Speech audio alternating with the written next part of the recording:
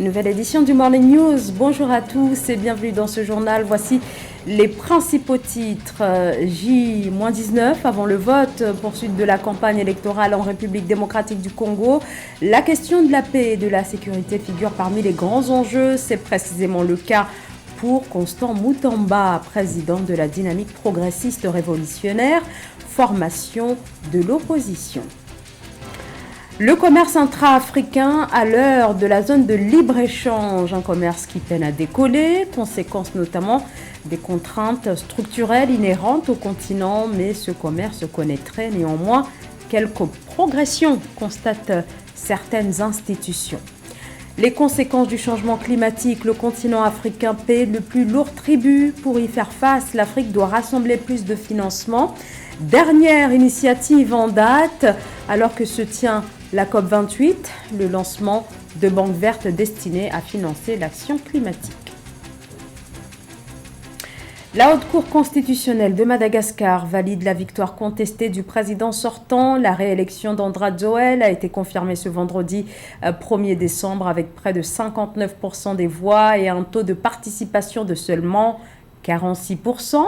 La Haute Cour, dont la légitimité est contestée par l'opposition, avait au préalable rejeté toutes les requêtes déposées par l'opposition qui exigeaient l'annulation du scrutin présidentiel en raison de multiples irrégularités dans le déroulement du vote et des anomalies constatées sur les procès-verbaux transmis à la commission électorale. L'opposition, dont l'essentiel avait boycotté le scrutin, a réagi au sujet de la validation de la réélection du président Andrade Joël.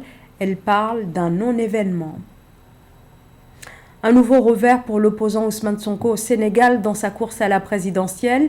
Le paiement de sa caution a été refusé par la Caisse des dépôts et consignations au motif qu'il a été radié des listes électorales, le rendant alors inéligible. Le paiement de cette caution constitue pourtant une étape obligatoire pour pouvoir être candidat à l'élection présidentielle prévue en février 2024. Le président du PASTEF a été radié des listes électorales suite à sa condamnation à 2 ans de prison pour corruption de la jeunesse. C'est en juillet dernier qu'il a été écroué. Le principal opposant au président sortant, Macky Sall, dénonce depuis le début de cette affaire un complot pour l'écarter de l'élection. La campagne électorale se poursuit en République démocratique du Congo. Les élections générales, dont la présidentielle, se tiendront le 20 décembre. Pouvoir et opposition sont en ordre de marche pour convaincre les 44 millions d'électeurs. 23 candidats sont en lice pour le scrutin présidentiel. Gros plan. Sur l'un des candidats, il s'agit de Constant Mutamba, président de la dynamique progressiste révolutionnaire de l'opposition. Il se présente comme l'homme de la rupture. Philomène Tine. Candidat numéro 2 au scrutin présidentiel du 20 décembre 2023 en République démocratique du Congo, RDC, coordonnateur du groupement politique dynamique progressiste révolutionnaire, Constant Mutamba, 35 ans, est le plus jeune des candidats à l'élection présidentielle congolaise de 2023. Avocat au barreau de Kinshasa, Constant Mutamba se présente comme le candidat de la rupture. Il se dit être réellement la réincarnation de Patrice Emery Lumumba. Nous voulons rompre, une fois élu président de la République, avec les vieux et anciens visages du passé, avec les mauvaises pratiques des gestions actuelles, avec les mêmes idées, avec les mêmes projets, avec les mêmes noms. Nous voulons rompre avec l'insécurité à l'est du pays. Avec un programme de société qui s'articule autour du terme rupture, Constant Mutamba souhaite incarner un changement potentiellement significatif pour la RDC en offrant aux citoyens une alternative politique claire. Les réformes institutionnelles qu'il ambitionne de mettre en place sont notamment ramener la présidentielle à 2 tours, limiter le nombre de mandats présidentiels à 1 et les faire passer de 5 à 8 ans non renouvelables, supprimer le poste de Premier ministre et le Sénat. Quant à la sécurité, elle sera le secteur prioritaire de son quinquennat. Une fois élu 6e président de la République démocratique du Congo, je gouvernerai la République sur la base de 3 mots simples. L'égalité. Je construirai un État où régnera désormais l'équilibre, l'égalité des citoyens. Je vais également construire la République démocratique du Congo l'État congolais sur le mot liberté. Nous allons ériger un État de justice. Après avoir obtenu un diplôme en droit à l'université protestante au Congo, où il est chef de travaux, Constant Mutamba est détenteur d'un master en gestion et droit de l'entreprise de l'université de Liège en Belgique. Il est en dernière année de thèse à l'Université internationale de l'Atlantique aux États-Unis. Les violences intercommunautaires restent fréquentes au Tchad. Ces conflits opposent principalement les éleveurs nomades aux cultivateurs. Plusieurs régions du pays sont concernées par ces conflits qui continuent d'engendrer des morts et des déplacements internes de population. Face à cette situation, la question nécessite des efforts concertés. Les populations attendent toujours des réponses concrètes de la part du gouvernement. Reportage de notre correspondant Mamat Ramadan. Au Tchad, ces 2 dernières années, la recrudescence des conflits intercommunautaires, notamment entre les éleveurs et les agriculteurs, inquiète les autorités.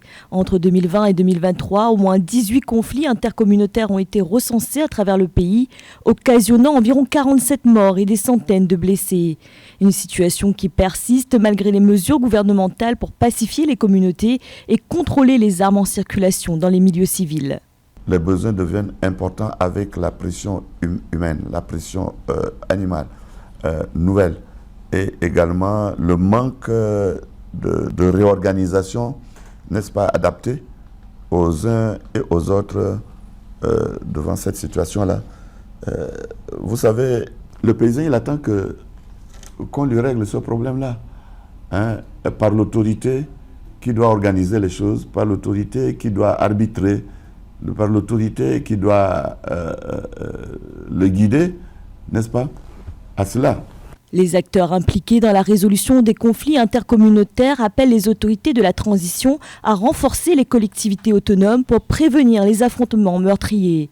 Une disposition saluée par la classe politique et les organisations de la société civile. Le dialogue a accouché des recommandations et des résolutions, n'est-ce pas, qui sont à la base de la nouvelle constitution qui est en cours d'être soumise au référendum prochain qui va avoir lieu et qui serait la base d'une nouvelle direction de notre État que nous voulons un État de la refondation. Et dans cet État de refondation, nous osons croire que les nouvelles institutions mises en place avec leur rôle, les attributions, et je dirais que des institutions nouvelles importantes. Pour rappel, la transhumance sur le territoire tchadien des bétails des éleveurs venus des pays voisins comme le Soudan, le Niger, le Cameroun et la Centrafrique occasionne souvent des conflits entre les agriculteurs. Le commerce intra-africain sur le continent, les échanges entre les pays ne représentent que 15% du commerce. C'est faible comparé à l'Europe, par exemple. En Afrique, il est donc urgent de doper les échanges et c'est justement l'objectif ultime de la zone continentale de libre-échange. Et pour sa part, la Banque africaine d'import-export note néanmoins une progression dans le commerce intra-régional. Le point avec Nana Kamsoukom. L'important potentiel de croissance de l'Afrique est freiné par la faiblesse des volumes d'échanges intra-africains et avec le reste du monde. C'est dans ce contexte que les institutions financières cherchent à briser les barrières commerciales par le biais d'espaces commerciaux tels que la foire commerciale intra-africaine créée en 2018. Un rapport daté de 2022 de la Banque africaine d'import-export a révélé que les échanges commerciaux intra-africains ont atteint 193,17 milliards de dollars, soit une hausse de 18,6%. Toutefois, malgré cette embellie, les experts estiment que le potentiel du commerce intra-africain est loin d'être exploité. Pour y remédier, Afreximbank prévoit de nourrir des niches telles que l'agroalimentaire.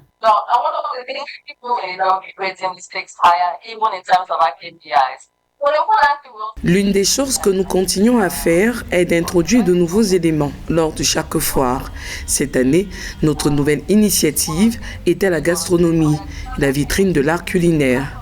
La raison pour laquelle nous avons inclus ce créneau est qu'il a un grand potentiel. Des chefs sont venus montrer la diversité de l'Afrique et chercher de nouveaux débouchés économiques.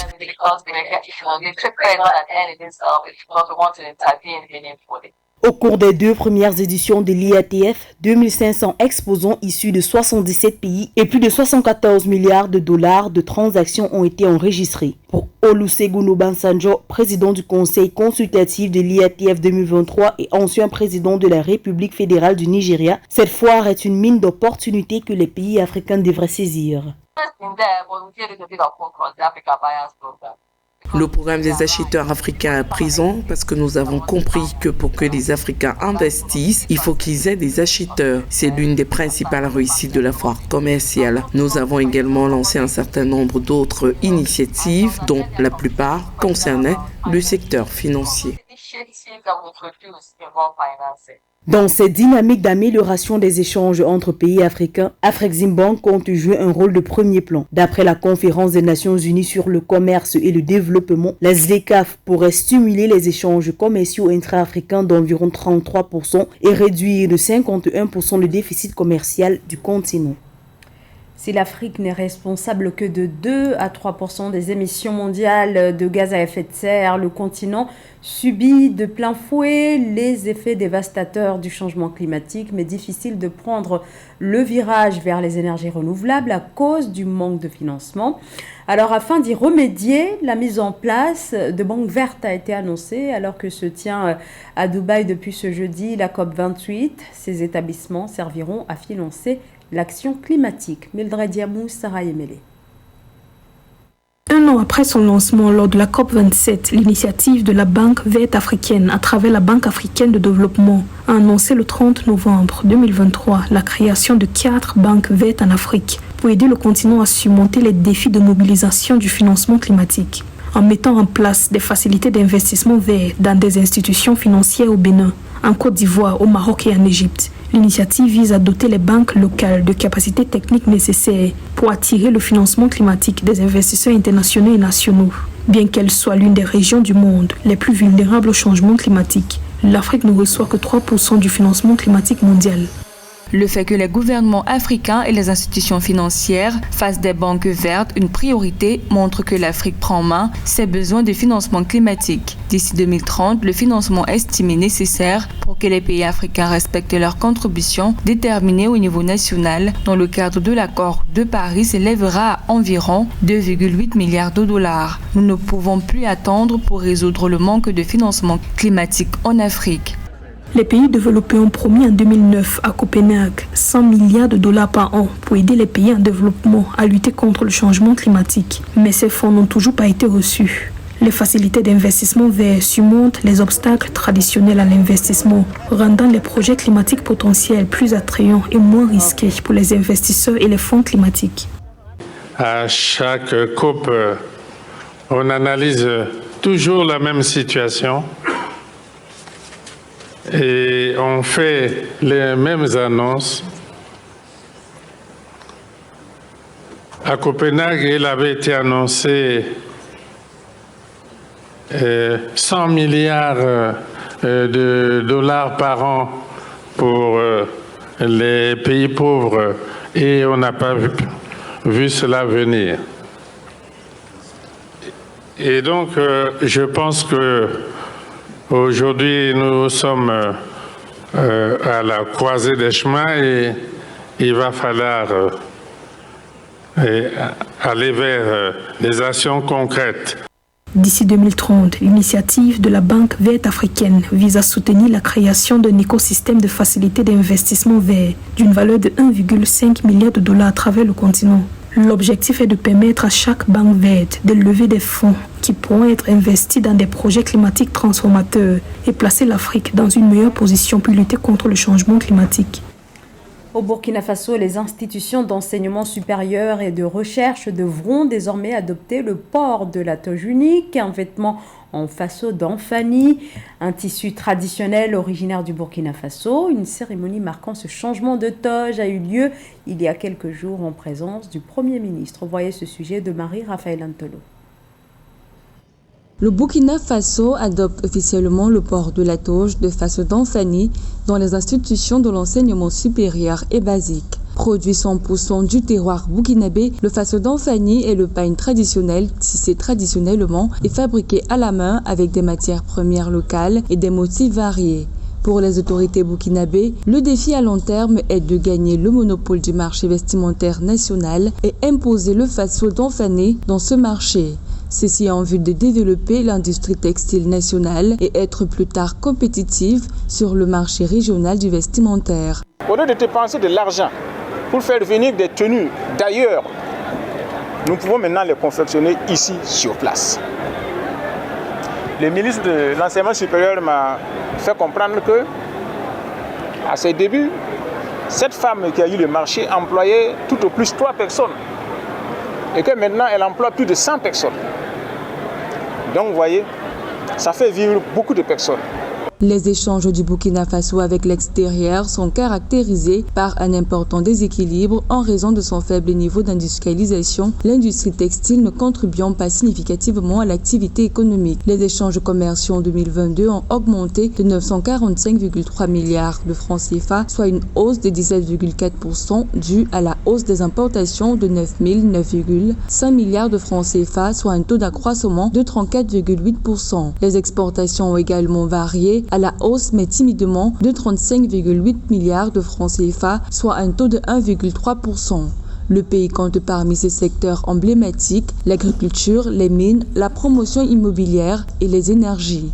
Le professeur burkinabé qui va sortir à l'extérieur avec cette toge reflète déjà son identité. Et c'est les valeurs du Burkina Faso qui vont se refléter. Et je puisse vous assurer que beaucoup d'enseignants de l'extérieur voudront suivre notre exemple. Il faut que nous consommions ce que nous-mêmes nous produisons pour l'intérêt de notre propre peuple, plutôt que de prendre notre argent à amener ailleurs. Notons que le Burkina Faso est engagé dans la transformation des produits locaux. Outre la production de toge en Faso d'Enfani, le pays a lancé la construction de sa première raffinerie d'or. Pour le Premier ministre burkinabé, tous ces efforts traduisent la volonté du gouvernement de faire de la transformation des produits locaux un véritable levier de l'économie burkinabé. C'est la fin de ce journal. Merci de votre fidélité. Restez avec nous sur Africa 24.